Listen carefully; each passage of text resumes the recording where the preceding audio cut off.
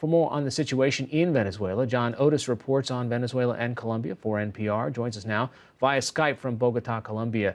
Tell me, how significant is this? I know you're working on a story now. The border crossing, we've seen or heard of hundreds, if not thousands, of people wanting to get across that border to just get basic goods. Well, yes, it is quite significant news for desperate Venezuelans because when you had these border bridges blocked, they were actually blocked with shipping containers, so people couldn't get across the bridges, but they would still get into Colombia and they would have to use these clandestine footpaths used by drug smugglers. These are rival smuggling gangs, and there'd often be shootouts along these trails, so it was quite dangerous. And also, Venezuelans trying to get across to the Colombian side, they'd have to cross the Tachira River, which forms the border. I was up there recently, and they'd be wading across the river, up to their chest in water. I met one woman who was bringing her son across the border, across the river, and she was bringing him across the border to go to a daycare center on the Colombian side. She had to cross the river once to drop her son off, then go back to the Venezuelan side to work.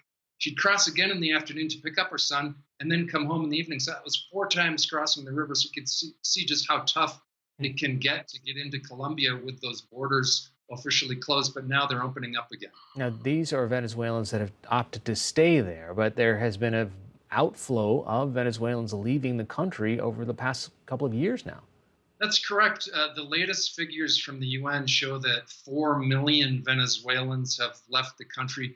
Most of those just in the last 4 years. The UN is calling it, the biggest exodus in recent Latin American history.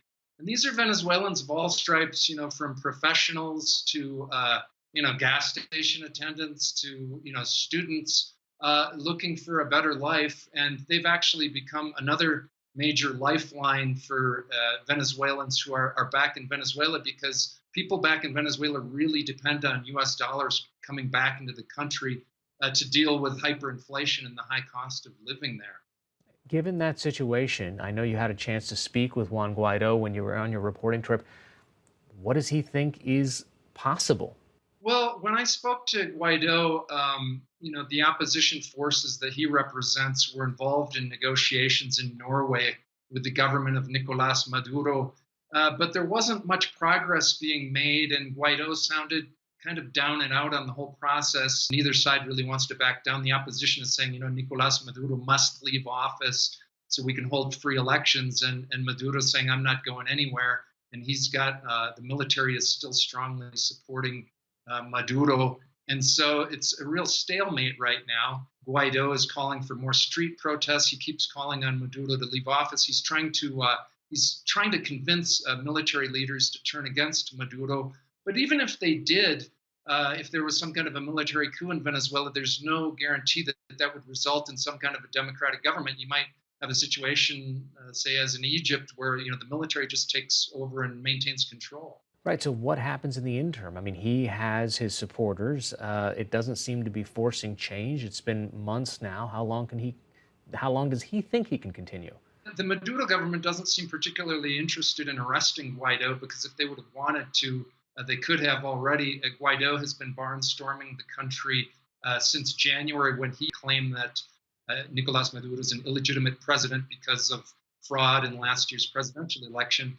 He's getting a lot of support as he goes around the country. A lot of people have been coming out to see him, and he does provide a kind of ray of hope for most Venezuelans who really don't like their current government at all, and they want Maduro to leave.